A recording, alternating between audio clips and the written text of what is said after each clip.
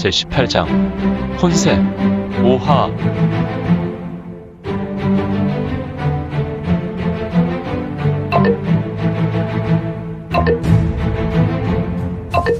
구독과 좋아요, 알림 설정 부탁드립니다.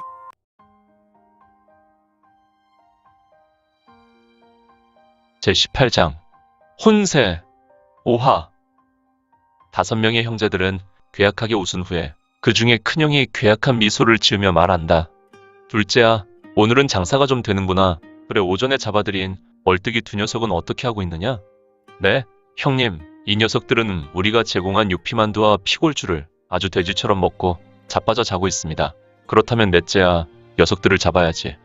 그래, 거울도는 잘 숫돌에 갈아놨느냐? 좀 전에 백년서생 하나를 쪼갤 때 피가 사방으로 튀어서 영찜찜하였구나. 네, 큰형님, 죄송합니다. 그 후로 얘네가 거울도만 숫돌에 갈아서 머리카락을 날려도 정확하게 두 쪽 낼 수 있도록 했습니다. 흐흐흐흐, 수고했다, 넷째야. 그런데 형님, 좀 전에 잘생긴 녀석과 꽤 말을 섞던데 형님께서 사람들과 좀처럼 말을 나누지 않지 않습니까? 그렇지, 나는 주로 너희와 대화를 나누지. 그런데 녀석을 보니 없던 질투심과 호기심이 생겨서 말이야. 질투와 호기심입니까? 셋째가 오늘 나에게 말을 잘 붙이는구나. 한동안 내게 서운해서 말도 하지 않던 녀석이. 뭐, 큰형님, 가만히 생각하니 형님께 서운한 것은 있지만 그렇다고 오래 담아둘 필요는 없을 것 같습니다. 세월은 지나가고 우리 형제들은 오직 이곳에서 5만 같이 살고 있지 않습니까? 서로 의지하지 않으면 하늘 아래에서 누구를 의지합니까? 그래서... 알겠다, 동생아. 내가 없는 사이에 아끼는 한 홍도를 가지고 만두를 만들어서 그런 것 잘 안다. 하지만 동생아, 칼은 너처럼 아끼면 안 된다. 우리가 가진 칼들은 사용하지 않으면 마성이 죽어 제대로 된 마도가 되지 않는다. 할아버지께서 살아계실 때 내게 말했구나. 최소 6개월에 한 번 정도는 마도에 피를 묻혀 주어야 한다고 말이다. 큰형님, 할아버지께서 그런 말씀을 하셨나요? 녀석, 그렇구나. 너희들은 좀 나중에 태어나서 할아버지가 살아생전하신 말씀을 듣지 못했지만 나는 너희보다 나이가 많지 않으냐. 할아버지께서는 돌아가시기 2년 전부터 나를 그분의 무릎에 앉히시며 여러 이야기를 하셨지. 좋겠습니다. 할아버지의 모든 이야기를 들으셨을 것 같으니 말입니다. 둘째야, 부러워할 필요는 없구나.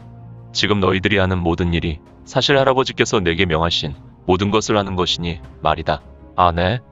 그러니 너희들이 각자 가지고 있는 도들을 잘 간직하되 넷째에게 전해진 할아버지의 오도 중에 거울도는 오직 인육을 잡을 때 사용하라고 말씀하신 것이니 넷째는 수급을 재는 것이 좋을 것이며 둘째 적강도는 만두피를 만들 때 쓰는 것이 적합하여 내가 주방을 맞은 것이다. 그리고 셋째의 한홍도는 살을 발라내어 뼈와 살을 구분하는 것에 좋을 것이며 막내의 세심도는 육을 다지는 것에 요긴하지. 그래서 만두속을 만들 때 좋을 것이다. 나야말로 왜 할아버지께서 초곡도를 주셨는지. 그것은 대형께서 하시는 일이 우리 모두를 건사하지 않습니까? 저희는 주기적으로 혈황초를 먹어야 하니 말입니다. 그렇지, 막내가 이야기를 잘했구나. 우리는 혈마지기를 모두 갖고 있지. 왜 그런지 몰라도 혈마지기를 돋우기 위해서 오직 이 혈황초만 한 것이 없지. 5 형제는 세월을 벗삼아 서로를 의지하고 이곳 귀주 진양현 만벼락 근처에 초가 흑점을 운영하고 있었는데 이제 둘째는 다시 주방으로 들어가서 고주망 때 두 녀석을 넷째가 준비해주면 너의 적강도로 만두를 빚고 셋째 너는 일단 백년서생과 같이 잘생긴 녀석이 지금쯤 쓰러져 있을 것이니 녀석과 객방에 자는 녀석들 두 녀석도 모두 데리고 와라. 물론 넷째와 막내는 셋째 형을 돕고 말이다. 네, 알겠습니다. 형님, 나는 이곳에서 혈황초를 다듬고 있겠다. 네, 그렇게 하시지요. 큰형님. 4명의 동생들은 큰형을 향해 허리를 굽혔다. 이들은 위기에 있어서 모두 그럴듯한 모습을 하였는데 사실 이들 5 형제는 겉으로 보면 제일 큰 형이 마치 아버지와 같은 나이로 보였다. 나머지 형제들은 이제 갓 중년의 모습이었지만 오직 제일 큰 형만 노인의 얼굴을 하고 있으니 말이다. 그래서 그런지 4명의 동생들은 제일 큰 형에게 깍듯하여 허리를 굽혀 인사하고 자신의 맡은 일로 자리를 떠났다. 아무튼 이곳 초가 뒤편은 제법 널따란 마당과 화단 과일나무들이 심겨 있었고 마당에는 각종 도구가 질서있게 자리하고 있었는데 아마도 흑점을 운영하기 위한 필요 집기들로 보였다. 녀석들, 종전에는 나에게 반항도 많이 하였지만 이제 나이들이 지긋하니 내 말에 순종을 잘하는군. 약조꾼으로 보인 대영이란 자는 동생들의 뒷모습을 보며 혼잣말을 하였고 뒷짐을 지고 하늘을 보았다. 아버지의 어머니, 두 분께서 하신 말씀을 잘 지켜주고 있습니다. 이 흑점이 날로 번창하니 말입니다. 저희는 절대로 강으로 나가지 않겠습니다. 그냥 혈마에 한 줄기 절기를 갈고 닦고 흑점에서 혈마지기를 대성하여 탈마를 경험하고 우어등선에 이르겠습니다. 이 약초 노인으로 보인 사람은 바닥에 널려있는 풀들을 모았고 아마도 이 붉은색 적초가 바로 혈왕초라는 몹쓸 풀로 여겨졌다. 그는 앉아서 모아놓은 풀들의 줄기를 다듬었고 아무래도 잔가지와 필요 없는 것들을 제거하며 다듬는 모습이었다. 이렇게 일각의 시간이 지나고 어라? 동생들이 왜 오지 않는 것이지? 3명의 동생들이 식자재를 가지고 와야 하는데 아직 오지 않는 것은 약초 노인으로 보이는 자는 한동안 집중해서 혈왕초를 다듬느라 다른 것에 신경을 쓰지 않았으나 이제 혈왕초를 거의 정리하는 시점에서 자기 동생들이 아직 뒷마당으로 오지 않는 것에 매우 큰 의욕이 들었다. 아무래도 안 되겠다. 내가 가봐야지. 약초 노인은 절대 서두르지 않았고 천천히 뒷짐을 지고 약초 바구니를 어깨에 걸쳐매고 걸었는데 그의 바구니에는 붉은 빛이 반짝이는 작은 기형도가 있었으니 꼭 생김새가 밭을 멜 때 쓰는 도구와도 같이 생겼다. 터벅 터벅 터벅. 약초 노인은 건물들을 지나서 자신이 처음에 있었던 앞마당 객점으로 나왔는데 헉, 아니 이럴 수가. 약초 노인은 앞에 벌어진 일로 인하여 매우 놀랐다. 그가 음식을 먹었던 곳과 이건희 음식을 시켰던 탁자에는 3명의 동생들이 피를 흘리며 절명했는지 꼼짝도 못하고 엎어져 있었고 그는 달려가 자기 동생들을 뒤집어 보았는데 이들은 오공에서 피가 낭자에 쓰러져 있는 것이 아닌가.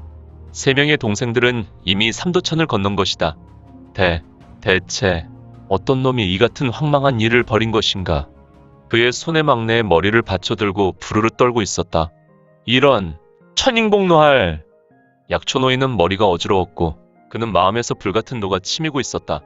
이때 타타타타타타탁 타탁 타타타타타. 형님 도망치시오. 지옥에 야차요.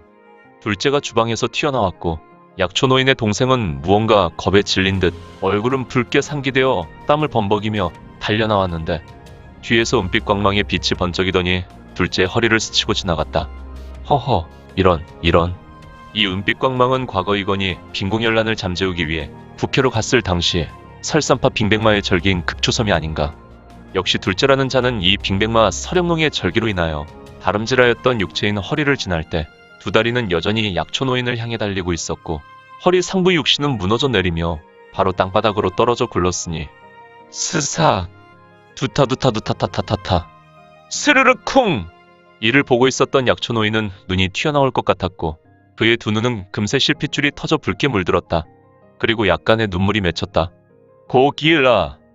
아무래도 혈피신마 둘째 손자의 이름은 고길이었던 것 같았다.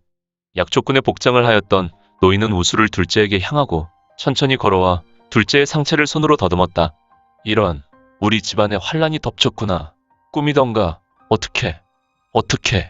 약초 노인은 울음이 나왔고 노인의 한스러운 고통의 외침으로 지금 이곳은 매우 암울한 구름이 덮치고 있었으니 하늘도 어느 틈엔가 먹장구름이 몰려와 금방이라도 비가 올 것만 같았다. 처벅. 약초 노인은 둘째를 끌어안고 울다가 걸음소리에 눈을 들었는데 오호라. 약초 노인은 이제 평범한 노인의 얼굴이 아니었으니 그의 얼굴은 흉신학살의 얼굴이여 그의 눈은 붉게 물들어 적강을 뿜어내고 있었다. 내 놈이냐? 산초절한 노인의 두 눈에서 혈광이 진하게 터져나왔고 얼굴은 흉신학살의 얼굴이었다.